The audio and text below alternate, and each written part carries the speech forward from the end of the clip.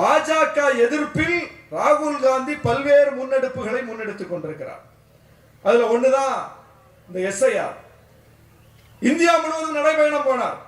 எத்தனையோ பிரச்சனைகளை எதிர்த்து போராடி கொண்டிருக்கிறார். அப்படி போராட்டங்களை முன்னெடுக்கும் போது ராகுல் காந்தியோடு உடன் நிற்கிற தலைவர் யார்? உடன் நிற்கிற முதலமைச்சர் யார்?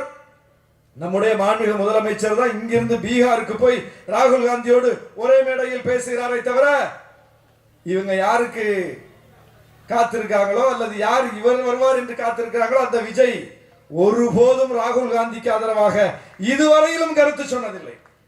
இன்னும் சொல்ல போனால் 2014 மோடி ஆட்சி வருவதற்கு அடித்தளமிட்ட ஒரு இயக்கம் எந்த இயக்கம் என்றால் அண்ணா ஹசாரே முன்னெடுத்த இயக்கம். காங்கிரஸ் ஆட்சி ஊழல் ஆட்சி என்று சொல்லி ஊழலை அகற்றுவோம் என்று சொல்லி ஒரு நாடகத்தை நடத்தினார். அந்த நாடகத்தை உண்மை என்று நாட்டு மக்களுக்கு உணர்த்துவதற்காக, நாட்டு மக்களிடம் காட்டுவதற்காக ஒரு தூதுவராக செயல்பட்டவர் தான் விஜய்.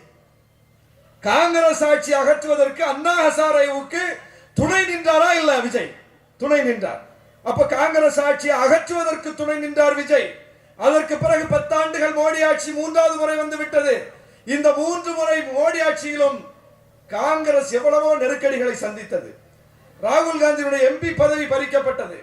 எத்தனையோ பிரச்சனைகளை அந்த கட்சி சந்தித்தது. ஒரு முறை கூட விஜய் ஒரு வார்த்தை கூட ஆதரித்து நின்றதில்லை. எல்லா பிரச்சனையிலும் அந்த இயக்கத்தோடு நிற்பது நாம். எங்க தலைவர் எழுச்சி தமிழர் போனார். ராகுல் காந்தி நடக்கும்போது கூட நடந்தார். விஜய் நடக்கலாம் வேண்டாம், ஒரு வார்த்தை பேச சொல்லுங்க. அல்லது ராகுல் காந்தி இப்போது ஜனநாயகனுக்கு ஒரு பிரச்சனை வந்த போது குரல் கொடுத்தாரே, அதற்கு நன்றி சொல்லி ஒரு பதிவு போட்டாரா?